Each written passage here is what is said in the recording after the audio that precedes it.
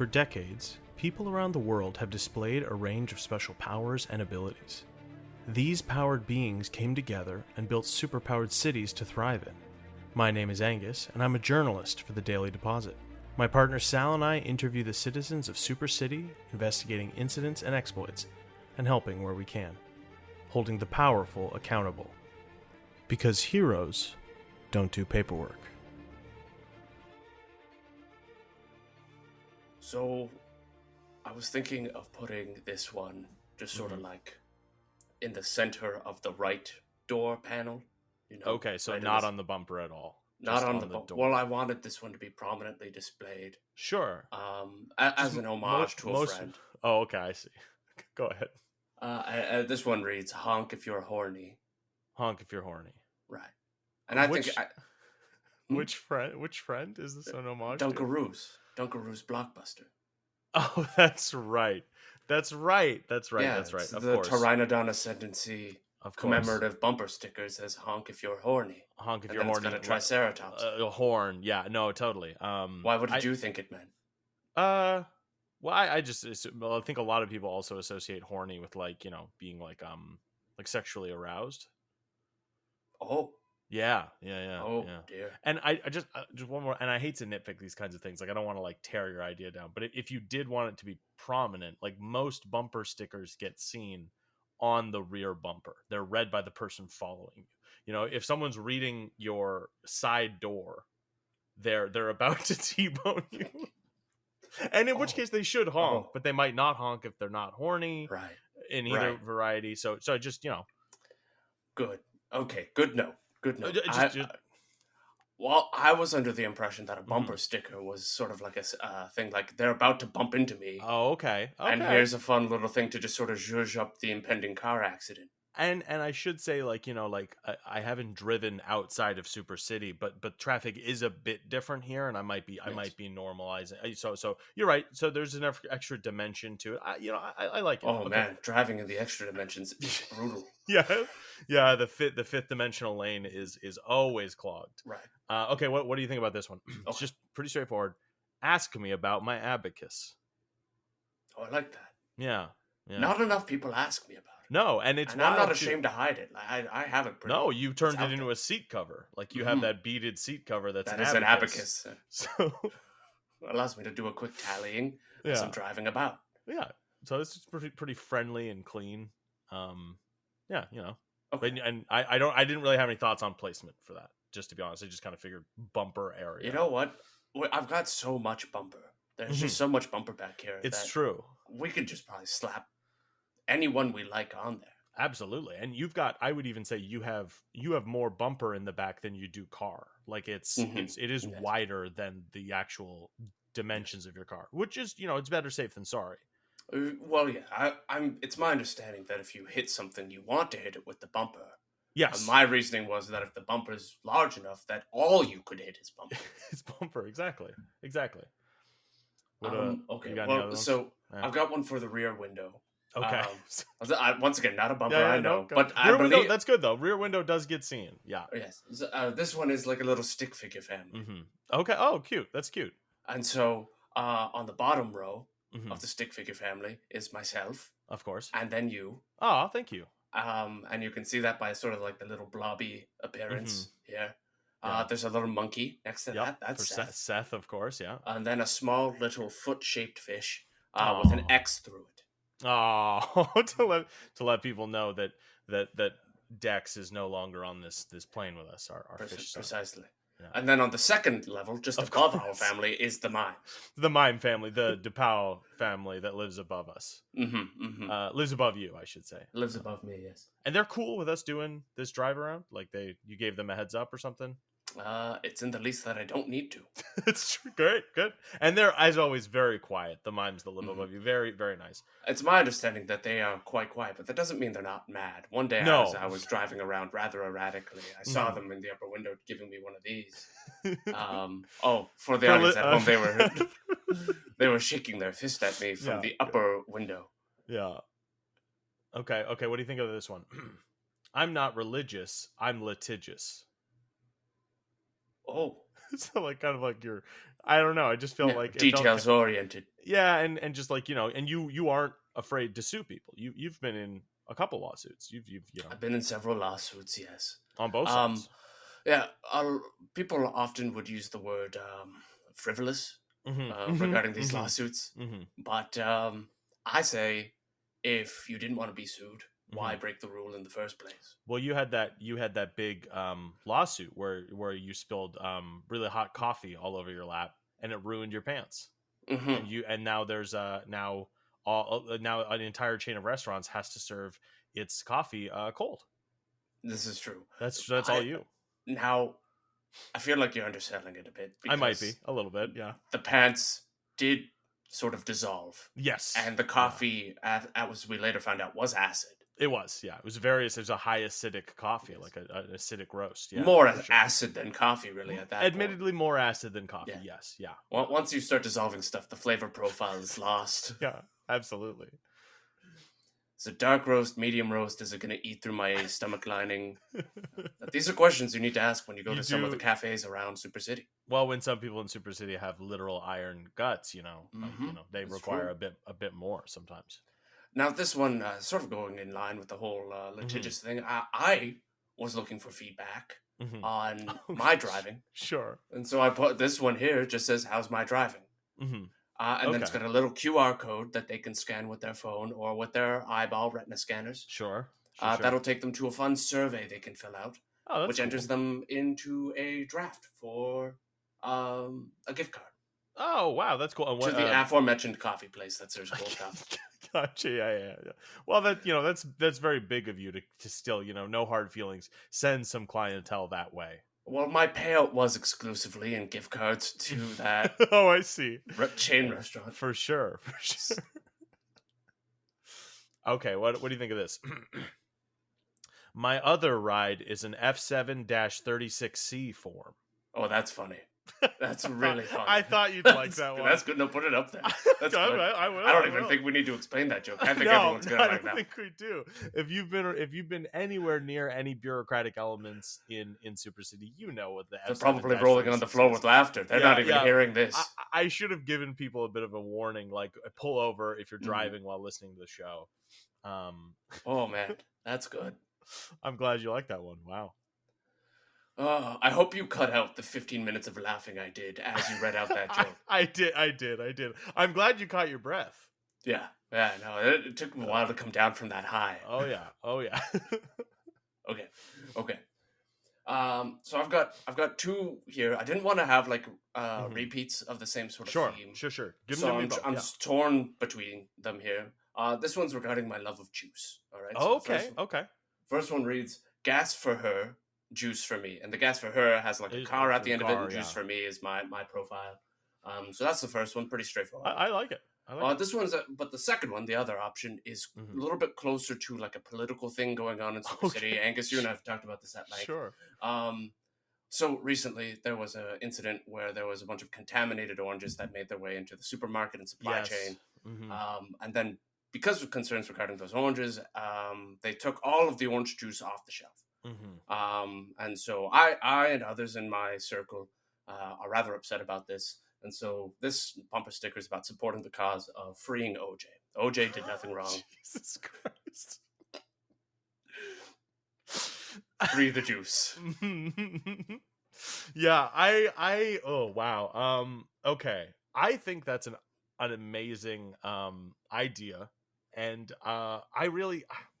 I think anyone who would be bothered by that is too old to listen to this podcast. So I think free the juice. OJ did nothing wrong is an excellent idea.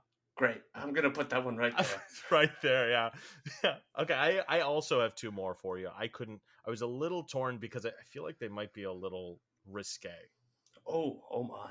Yeah, but I wanted to try because like you're a guy, you go out and you date and stuff like that. You're no stranger to. I am an eligible bachelor. You are. So first one's it's pretty mild, but it's got a little bit of a layer to it.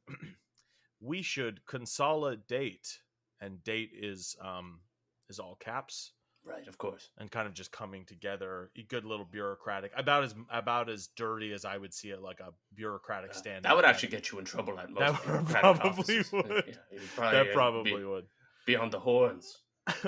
Okay. So any thoughts on that one? Is it so that's a bit too much, maybe? For the women I would normally date, it would probably be a bit too much. But I'm not really a bureaucrat anymore. I'm looking to branch out. So this may be an opportunity to sort of appeal to a wilder person. And just to be clear, your last, as far as I'm aware, your last relationship was with a member of a road warrior post-apocalyptic gang, and you're looking to go more wild than that. If you recall, I did sort of turn that road warrior gang into sort of a that's right post-apocalyptic bureaucratic you're conglomerate. You injected a lot of order and rules and red tape, literally, in some places. Okay, this other one maybe is a bit too risque then, but we'll give it a shot. Bureaucrats excel at spreading sheets. Wow. Yeah. Okay, you look This is of course absolutely reprehensible. I've never seen you so mad, Sal. I've got a foul taste in my mouth. Wow. This washed away all the good the F7-36C form joke did. Yeah, you know what? Wow. I hope you cut out the 15 minutes of gagging I did. I did. I'm glad you caught your breath again. Okay, so we'll toss those two in the bin. Go with one of these other ones. We've got a couple. I've got one more. Oh yeah, keep laying on. So this one's just like a little tongue in cheek, you know. But this one, going back, this one might be a little too old for maybe the younger generation. But I think sure it will be. I think we'll appreciate it. Oh yeah, of course we will. Men are from Mars. Women are from Venus. It comes from the void.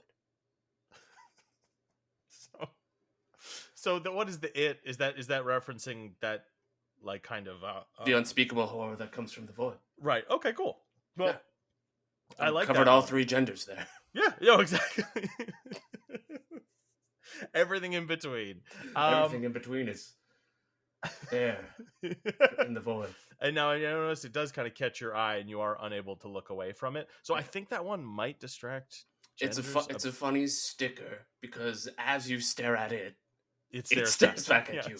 Yeah, I think that might distract drivers a little too much. Okay. Another one for the bin then. For the bin. But hey, who knows? We could find a purpose for it later. I don't know. All right. Well, I'll just tuck it in my pocket then. Yeah. Anyway, I should probably get the show started officially. I'm just going to put all this in. This is good stuff, I think. So, hello, super citizens, and welcome to Heroes Don't Do Paperwork, the only podcast about events both big and small in Super City. I'm one of your hosts, Angus, joined as always by my co-host, Sal. Oh, hello.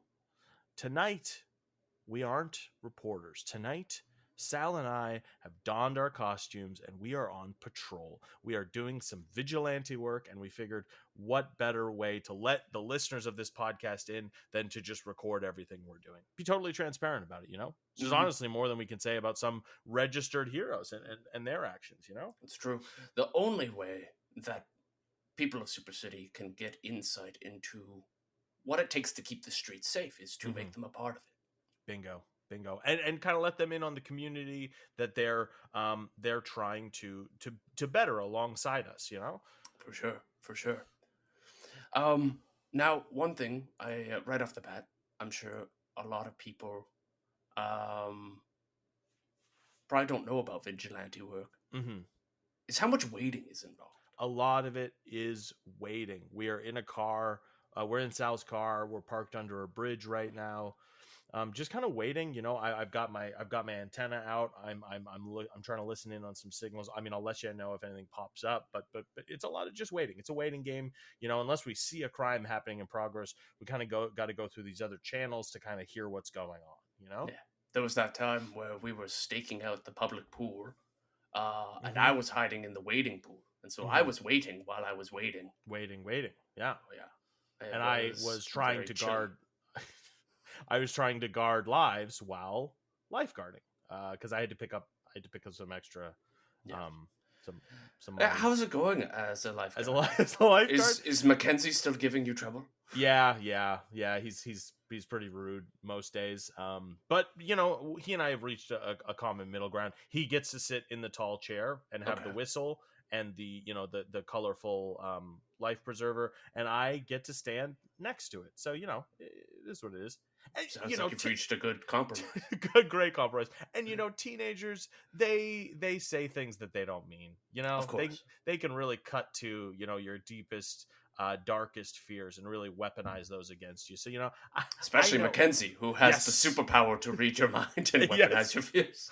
Yes, yeah. So he really can pick at my insecurities. But I think, like I said, I think we've reached a decent common ground where he. Oh, hang on. Oh, 1 second. I think I'm getting something. 1 second. Let me turn my speaker on. Calling all units. We have received multiple reports of a possible 1084 at the 1200 block of dark in between night and stormy. The suspect has been described as wearing a large polka dot bow tie. They're carrying a wicker basket, and they're covered from head to toe in white fur. All units are requested to exercise extreme caution. A new report has just come in of ovoid-shaped explosives being thrown by the suspect. I repeat, the suspect is confirmed armed and dangerous. Unknown number of casualties and injuries. Paramedics have been dispatched. We now have eyes in the air. I repeat, eyes in the air. We have made visual confirmation of suspect exiting the rear door of 1232 Dark Avenue. They appear to have what can only be described as very long ears. Oh God, they're looking directly at the chopper. Can they see in the chopper? It's so far away, their eyesight must be amazing.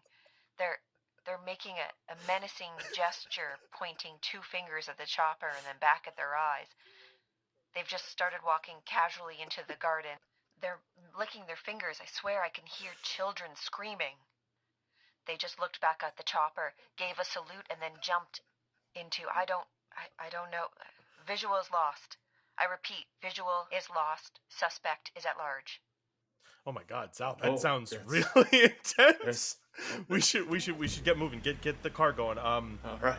Okay, I'll start pulling out the map. We got to get to the corner of Dark and Stormy, and and we will we'll catch back up with the audience once we've addressed this threat. I'm flooring it.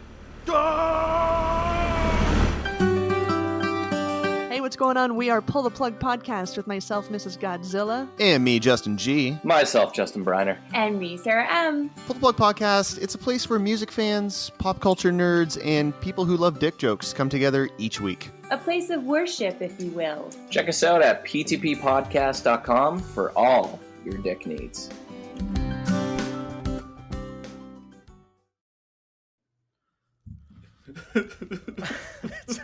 It's okay, Sal. Sal, it's okay. It's okay. We had to do it. There was no other way. We had to do it. Okay? Just take a deep breath. No, I know we had to do it. It just doesn't make it any easier. Look, I know, but it was us or him, okay? Just because the Easter Bunny, just because he's the Easter Bunny doesn't mean he's above the law. If something snaps in him and he starts going on a rampage, we had to do something. I know. It's just... It's the look he gave you? It's the look he gave me. Yeah. It was one of those looks where he knew what he was doing was wrong. Yeah. But he felt like he had no choice. Yeah. This is a man driven to the edge. Or rather, a rabbit. A rabbit? Look, let me bandage up your arm there a little bit. Thank you. That was a nasty explosion. Yeah, I mean, I'm glad we caught some of those eggs before they went off, but Jesus, that was the thing people wouldn't immediately suspect about an exploding chocolate egg is that the sugary chocolate is effectively like a form of napalm. Yes. Oh yeah, it sticks to you and it burns. And it just keeps burning, even if you put water on it. Yeah, and that eggshell shrapnel. I mean, obviously you can see my back is riddled with it, but we'll pick that out with tweezers. Well, I'll have to do another pass on pulling out those little shells. Yeah, it's pretty.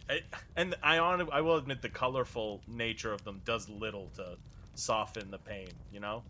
And I hope they're able to find all of Cadet Dip Chiller's leg. Oh, yeah. Because he stepped on that little egg mine. That egg mine? Yeah, that was sad. That was sad. You know, that was heavy. We told him not to move, you know, once he stepped on it, but, you know, cadets, they panic and stuff like that. You know, I remember when I was new at Chart Field Agent Training, you know,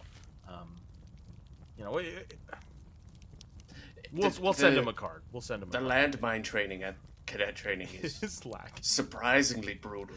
It's because it uses live ammunition, and they don't really tell you the training's coming. They just sort of spring it on you. You're just walking through a garden. Yeah. Right? And then you'll hear a click as your foot steps down, and then your trainer just pops out of a bush and says, "If you move, you'll die." Yeah. And then they pull out your family, hold them at gunpoint.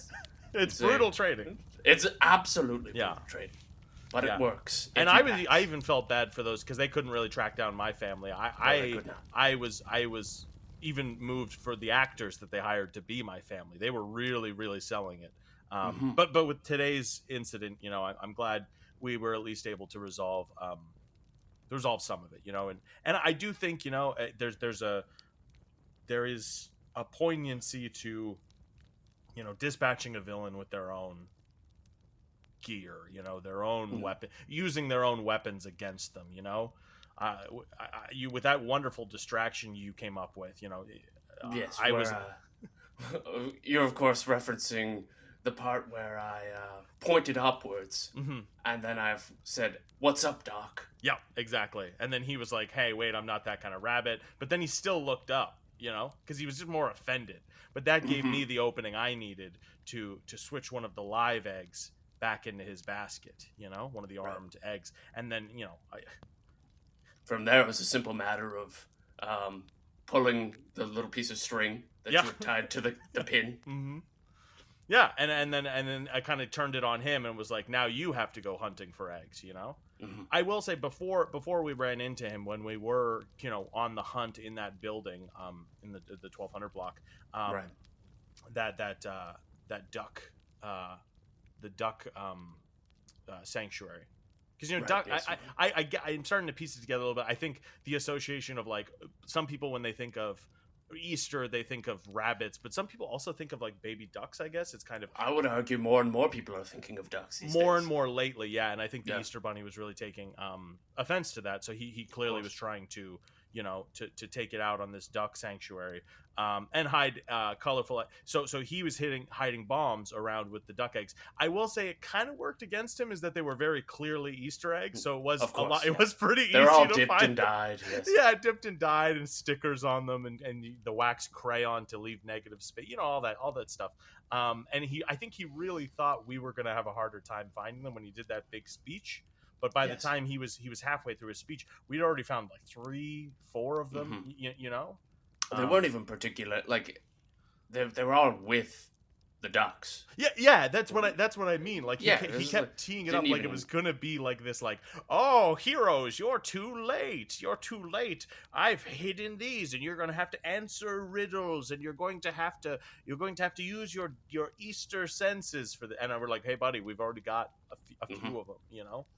It was, and you could tell he was panicking. Yeah, he's like, "Do you think I would monologue if I hadn't already won?" But we're like, "We have the eggs." Yeah, we have the eggs, and it's just like he was like, "Oh well, who knows how many I have hidden?" And we're like, "Well, probably 12."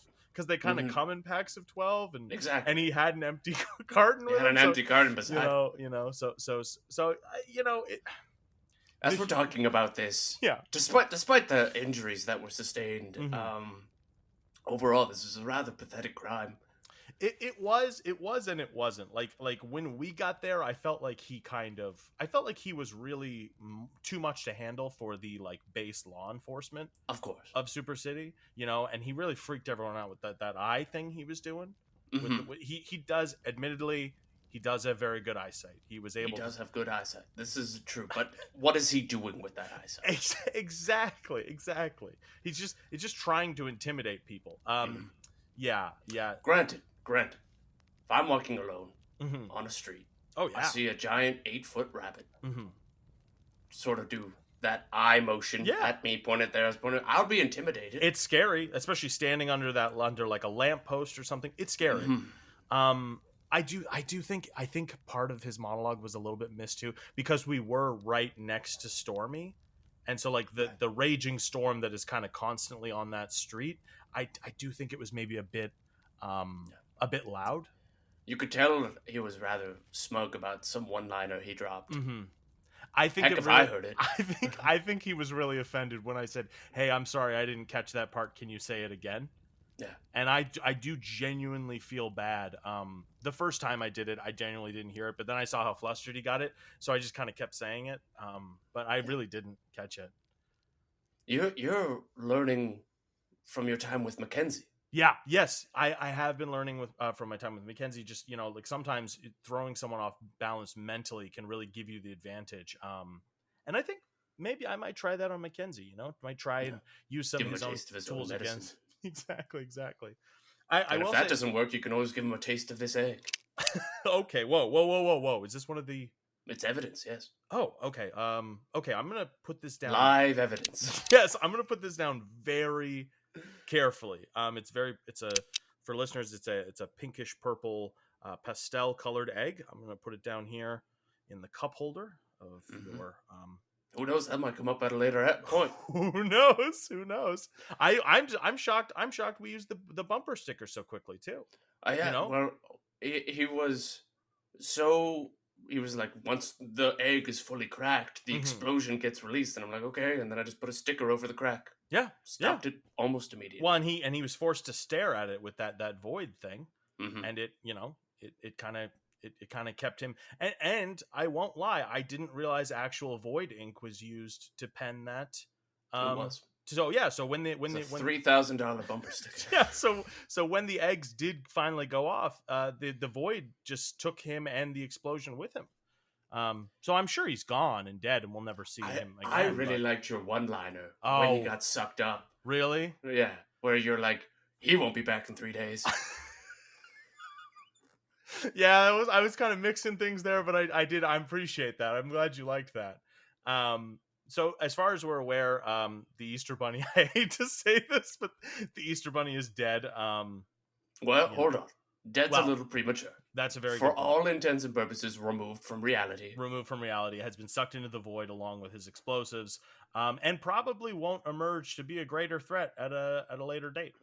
Of course. We are happy to announce, though, that the solstice duck is now now rising in prominence. Finally broken into the top 10.